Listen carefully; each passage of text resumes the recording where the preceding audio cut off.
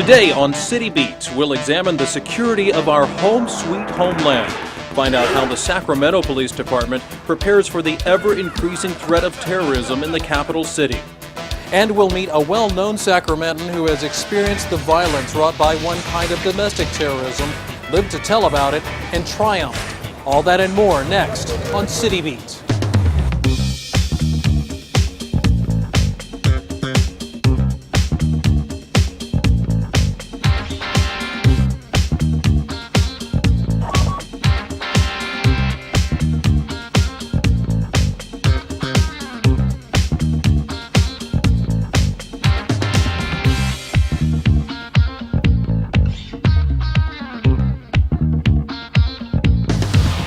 Welcome to City Beat. I'm Joe Oliver. The topic is terrorism.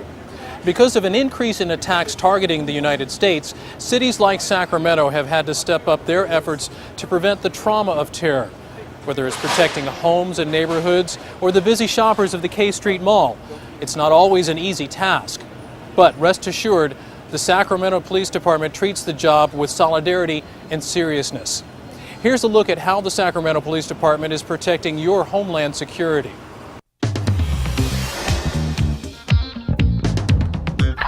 Sacramento is a thriving city with the capital, the culture, and the commerce. And while it continues to remain a vital and invigorating place to live, there's no doubt that one event changed this city forever. The terror attacks against the United States of September 11, 2001 changed the way many of us feel about our cities. A new enemy lurked behind the buildings, and we all had to pay attention to this violent neighborhood bully called terrorism. In response, President Bush initiated the Department of Homeland Security with its color-coded alert system to warn the public of potential threats, led by former Pennsylvania Governor Tom Ridge. The best thing we could do is detect and disrupt and prevent attacks from happening.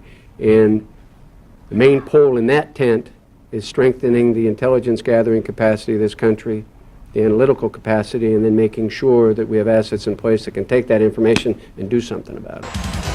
Those assets include the Sacramento Police Department. Sergeant Bill Champion leads the Criminal Intelligence Unit. The Criminal Intelligence Unit's responsibility is to take this information, put all this information together, analyze it, and see if we can come up with specific trends or threats that might affect the Sacramento area. Threats locally and from abroad. Detective Joyce Thorgrimson works the terrorism beat. We've disguised her voice and appearance to protect her undercover status. International terrorism comes into play when you have individuals from another country involved that are committing the terrorist acts here. Think 9/11. Domestic terrorism is terrorism that is basically homegrown. It's committed by people that are citizens of the United States, and it occurs here. Think Oklahoma City. Or you might remember a more local example, a case that Detective Thorgrimson worked on as a member of the FBI Joint Terrorism Task Force. In 1999, two members of a militia group were caught and convicted of attempting to blow up suburban propane in Elk Grove. Had they been able to pull that off, the magnitude would have been tremendous. It would have made Oklahoma City look very small in comparison. The terror threats are out there, and law enforcement is learning more about them every day. What they want to do is they want to attack and they want to create panic and fear amongst the public. They want publicity for their cause, and they want to try and show that they can do anything at any time and not get caught and not be held responsible. That's their goal. Federal and local law enforcement agency assessments have placed a number of Sacramento landmarks as potential terrorism targets, including the state capitol and Arco Arena. Several of those hotspots are in City Council member Steve Cohn's district. The center of Sacramento always has been at some risk. The reason we're more at risk is because that's the center of government, the center of commerce, the center of culture, the population center, and that's not going to change. So to that extent, if that makes us a higher profile target, I think it just sort of comes with the territory. So just how scared should Sacramentans be? I don't think the average person should be worried on an everyday basis about life here in Sacramento. I think they should go about their life on a very normal basis, day to day. I think people need to look at anything that looks unusual to the ordinary eye, maybe somebody that's amassing unusual items. Other suggested things to look for and report include suspicious activities at dams, buildings, and bridges. Police can step up patrols around these landmarks and use other surveillance equipment to prevent potential terrorist activities. We've had people call in suspicious activity at bridges and dams, videotaping, and different things like that. And the majority of that information comes from the public. Who knows better in a local area of what's normal and what isn't than the citizens and local law enforcement? Getting information from whoever it might be, maybe it's another law enforcement agency or some citizen on the street, that's our bread and butter. And the Sacramento Police Department says that since 9/11, there's been more bread and butter to spread around. Communication has greatly improved. That's what's changed before and after 9/11. Before, I think you saw a lot of agencies, handling things kind of on their own. There was communication, but I think you see this big trend now, and a good trend at that, of agencies working very closely together, because that's the most effective way to deal with these situations. And there are a variety of situations to deal with that fall under the definition of terrorism. Everything from using robotics and detecting bomb threats to weapons of mass destruction. But let's say there's an explosion or a chemical release at this site. We can kind of determine where we can set up our command post and what type of equipment we would need. Knowing that your command people are capable of working together, being flexible, responsive, having a command unit in place that is able to deal with different types of threats, that's very important. Another important factor is funding. The Sacramento Police Department recently received a $6.9 million grant to further its homeland security preparations. I think since 9/11, you see it across the nation that law enforcement and fire and health and everyone's trying to constantly prepare in the event of another attack. I think we are better off today. I feel we're very well prepared, or as well prepared as we can be, but they will continue to try to get better and better. Better and better at protecting our home sweet homeland. The U.S. Department of Homeland Security first instituted the color-coded terror alert system in March of 2002. Green is the first level of alert, signaling a low risk of terror attacks. Blue alert indicates a guarded condition representing a general risk. Communication with emergency responders increases. Blue is followed by yellow, representing a significant risk of attack. During this stage, agencies increase their surveillance of critical locations.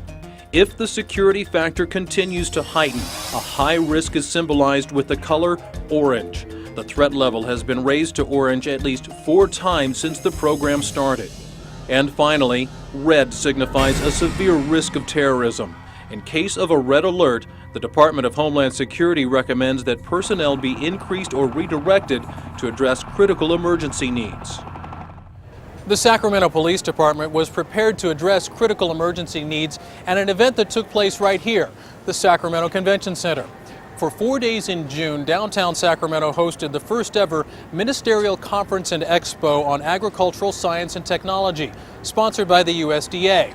It was an international event that featured planning, protest, and a fearsome police presence. On top of that, we have federal agencies, state agencies, the USDA, FBI, Office of Emergency Services. There's countless number of agencies that have come together just because of the large event that we're having in our city. And that large event, a USDA-sponsored expo, gave the Sacramento Police Department the unique opportunity to put into practice what was stressed in our first story, that interagency communication needed in a post-9/11 world. For only the second time, they set up a Joint Operations Command to oversee the entire conference. I guess what you would call the brain center, and where everything is controlled and all of the decisions are made for the deployment of all of our teams out in the field. as you see, there are several other agencies within this room that we're coordinating with, so their decision makers are in here also, so our incident commander, Chief Segura, can talk with the other agencies and make sure their response, along with ours, is all coordinated so we can rapidly respond to any situation that's happening in the downtown core. Situations like 2,000 protesters invading the streets of Sacramento. The protesters were demonstrating against the controversial aspects of genetically engineered food, a leading topic of the expo. Well, this is a great event for Sacramento, and we're becoming a world international city, and with that comes international problems, and we have to be ready to solve those. Captain Ted Mandala was the department's initial contact person in planning for those problems. His preparation for the conference and protesters began back in January. The First Amendment of the United States Constitution guarantees the right of free speech and freedom of assembly. So as a law enforcement officer, our duty and responsibility is to uphold the Constitution of the United States and the Constitution of California and protect the rights of the protester and the demonstrator so that they can freely express their views. Lieutenant Jim McCowan was also involved in planning for police interaction with protesters. A law-abiding protester wants to get their message out and protest. The non-law-abiding people wanted to actually shut down the conference, commit property damage, or do acts of violence against any agent of the government. So along with protecting the protesters, the police also had to monitor the safety of the citizens of Sacramento, and that required a lot of technology. The technology in this room you would have never seen 5, 10, 15 years ago in this department. You can see on the screens the camera, the helicopter links that we can see whatever the helicopter is seeing is very important, so the incident commander who's making the vital decisions can see exactly what the officers and the helicopter are seeing on scene so he can make the best decision to solve the situation. And it required a lot of personnel, both at the Joint Operations Command at Police Headquarters and at the Area Command stationed in the heart of the activity downtown. In order to best respond quickly to any circumstance that might arise, the Sacramento Police Department deployed officers on horseback, motorcycle, bicycle, and on foot. At the peak times when we had shift overlaps, because we ran 2 different shifts, there would be as many as 300 Sacramento police officers in the field and available to respond. Before going out into the field, the officers received an additional 20 hours of instruction in riot and crowd control training in preparation for this event. And they were also equipped with some new riot gear, which many dubbed turtle gear. But every Sacramento police officer is issued a ballistic riot helmet and chemical agent mask, gloves, baton, bulletproof vest. And even though the protective gear looks offensive to a lot of people, it's protective gear. It's not a weapon. It's just as no different than a firefighter wearing their helmet and gear or a construction worker wearing protective gear. And while the gear is not a weapon, the officers did have access to some new weaponry for the conference. Cops on the street were carrying a pepper ball gun and an electrical device called a taser. So one of the things we train the officers in is that when we have lawful justification, we always try to get compliance, and if we don't get compliance, we give warnings. I am Sergeant Valdez, a police officer for the city of Sacramento. I hereby declare this to be an unlawful assembly, and in the name of the people of the state of California, order all those assembled at 14th and J to disperse immediately. Throughout the course of the event, approximately 57 arrests were made for offenses such as trespassing, failing to disperse, and vandalism. But more significantly, We don't have anyone of our officers who are injured. I don't believe we have any citizens who have been injured, and that makes it successful for us. It takes a lot to put this many officers on the street and do this kind of job. the kind of job that's likely to come their way again. One, the city has been very open and welcoming this international event. And we've been saying that, this is a city that can handle an international event such as this. City Council member Steve Cohn's district encompasses the Sacramento Convention Center, which housed the international conference. I feel proud that the city has matured to the level that we can handle a world event of this nature. So I think it's important for Sacramento to be recognized as a world-class city. In fact, the Sacramento Police Department is already in preparations for hosting the next world-class event, the 2004 U.S. Olympic Trials. The track and field competitions are to be held on the campus of California State University, Sacramento. We have been meeting for quite some time already in preparation, meeting with the Sports Commission and the staff that will be facilitating the actual Olympic trials. We are primed now to deal with anything that should, any type of eventuality that should occur in our city. What we saw with the USDA conference was this structure in place in a real-life situation, not just a test. And in a way, we were sort of fortunate to have that opportunity without actually having to experience any serious damage. And whether it's a test or the real thing, it's nice to know that the Sacramento Police Department has demonstrated that it can pass with flying colors. We asked the officers to do a monumental task, and they stepped up to the plate. Since 9/11, many Americans feel personally affected by the impact of terrorism. When those planes hit the Twin Towers, it shocked us out of our comfort zone. One Sacramento public figure whose office is right here in City Hall didn't just experience the shock of terror from a distance, he faced it head on. He survived an explosion of hate, and the Sacramento Police Department is working hard to make sure that what happened to him doesn't happen again.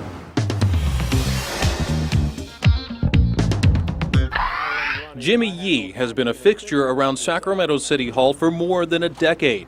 His wit and wisdom have graced city council meetings for 3 terms, including a 1-year stint as mayor. The best part of being mayor, of course, is being the ex-mayor.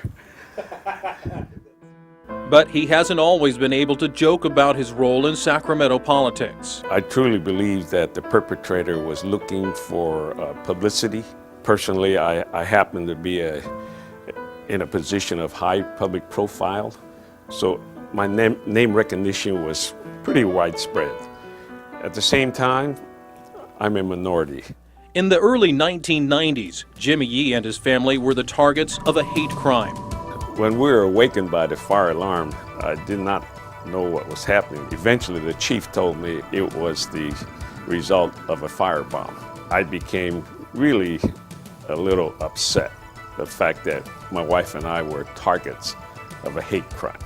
I would say a hate crime is any illegal action or threat that is done against someone or something because of their race, gender, age, sexual orientation, ethnicity, or disability. Unfortunately, we had a major hate crime series in 1993, the Firebomb series, where we had 5 arsons and 4 attempted arsons. When my home was firebombed, it was the first firebombing incident that was done upon a personal home. But when you throw it into a personal home, of which the occupants are asleep, it becomes it sort of escalated the problem. A problem that returned to the city of Sacramento 6 years later in the form of another series of hate crimes. This time, the targets included several Jewish synagogues. 3 buildings were targeted in June of 1999, and 3 arson fires were set within 30 minutes. Rabbi Joseph Melamed of Congregation Beth Shalom was on hand the morning of the fire. We do know that they broke through the front door of the sanctuary and tried to set fire to the sanctuary. Much of the destruction at Beth Shalom was due to water damage caused by the sprinkler system. The fire at Temple B'nai Israel looks much more explosive. When we arrived, we had flames coming through the roof of the library. We're looking at total destruction in the library section here. The fire sparked fear amongst the city's Jewish community. We in law enforcement know that one hate crime could devastate a community and rip it apart. And it takes years and years to heal that community. Shortly after the fires, Temple B'nai Israel's rabbi, Brad Bloom, echoed that sentiment. This is the first time that I've stood in this room.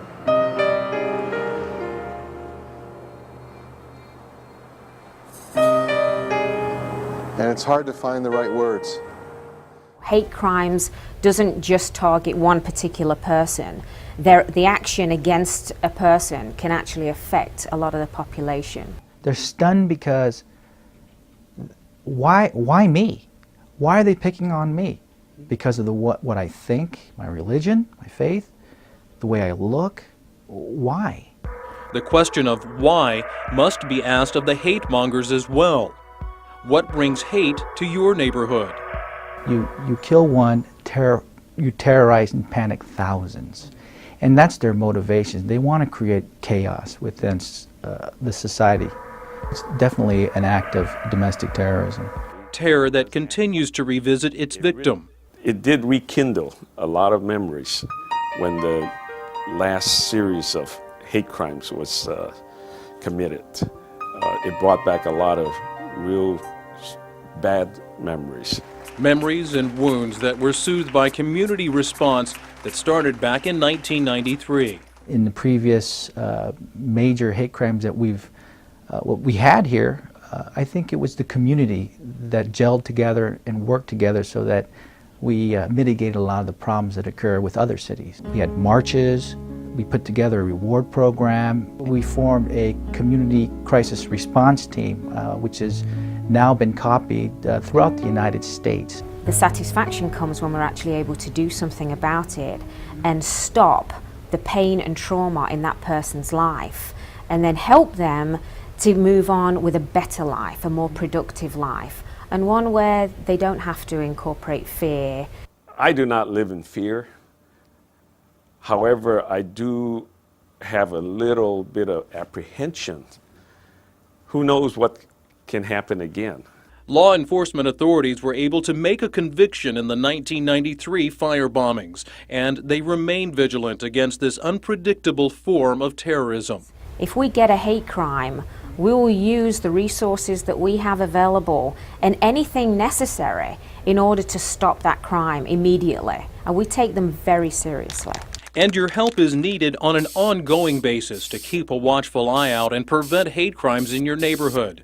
The Sacramento Police Department suggests actions similar to those for preventing other types of terrorism. Be aware, know your surroundings, notice things out of the ordinary. Hate crimes are often instigated by current events, so knowledge of the news can also come in handy. If you suspect a hate crime has occurred or is about to transpire, the Sacramento Police Department asks you to contact their hate crime crisis hotline at 916-808-2427. When we ask for a response and we ask for the public's help, they're wonderful. They really are. They come forward, they give us information, and it's with their help that we're able to solve these crimes. Officers receive significant training in the police academy on how to conduct hate crime investigations and how to interact with the victims. As far as the support from law enforcement, there was total support. Support that helped convince Councilmember Yee to remain faithful to his civic service. I couldn't let this incident intimidate me to the fact that I give up what I was doing. In fact, I felt that that was part of their strategy, was to intimidate me to a point where I would quit. And to that extent, of course, it made me just that much more firm in standing on my grounds and continuing to do what I have been doing. And that sort of passion and determination drives the Sacramento Police Department's hate crimes investigators as well. I think what motivates me in regards to having a passion against hate crimes is due to my Japanese American background.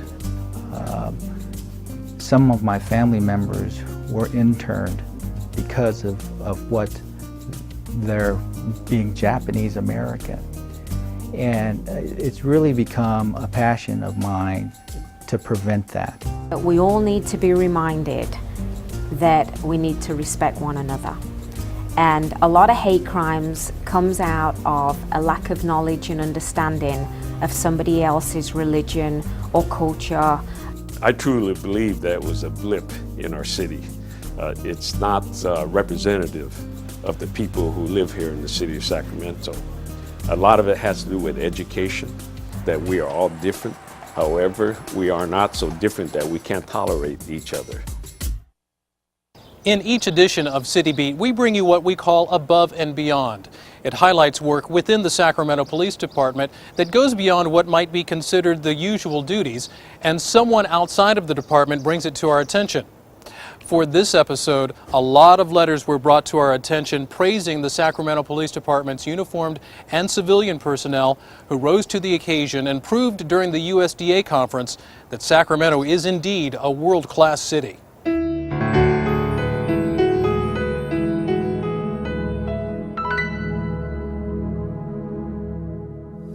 I couldn't be happier with the way things are going. Our officers, support staff, civilians, dispatchers, even the records clerks and the maintenance people, just awesome throughout this whole event. I mean, everybody, this was truly a team effort.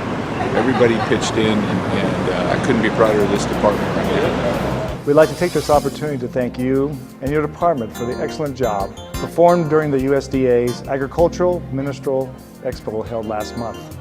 Awesome job over the past few days around the convention center. I was actually very confident in the ability of our law enforcement, starting with our Sacramento City Police, to handle things in a way that would be safe for all involved.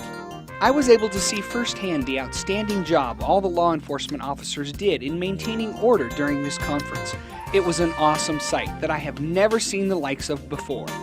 We have a business in Old Sacramento and would like to thank all involved police officers for the excellent way they have protected us and our downtown merchants from any difficulties during the AG conference. The law enforcement officers that I talked with and saw in action were professional, courteous, firm, and helpful while performing a very difficult job. We should all be grateful every day for the job that you do. Keep up the good work. The coalition of law enforcement did, I think, about as good a job as they can be expected. We will not forget the professionalism and patience demonstrated by the law enforcement and emergency response teams of this community. The professionalism displayed by your officers and supervisors and the quick response to any actions by the demonstrators helped the staff, the guests of our hotel tremendously and provided a great atmosphere for a very successful conference. I'm so proud of this department I can hardly stand it. How about that? This edition of City Beat has looked at the ongoing threat posed by terrorism. Terror that could one day strike here at the state capitol or somewhere else in our fair city. Whether it emanates from an international or domestic front, law enforcement must always strive to stay one step ahead of America's enemies, those who would use terror to disrupt our way of life. We've also learned it's not just a police responsibility. There are things you and I can look out for in our ongoing efforts to combat terrorism. For more information on the Sacramento Police Department and City Beat, log on to sacpd.org. Thanks for joining us, and we hope you'll join us next time for another look behind the scenes of the Capital City Police Force. For City Beat, I'm Joe Oliver.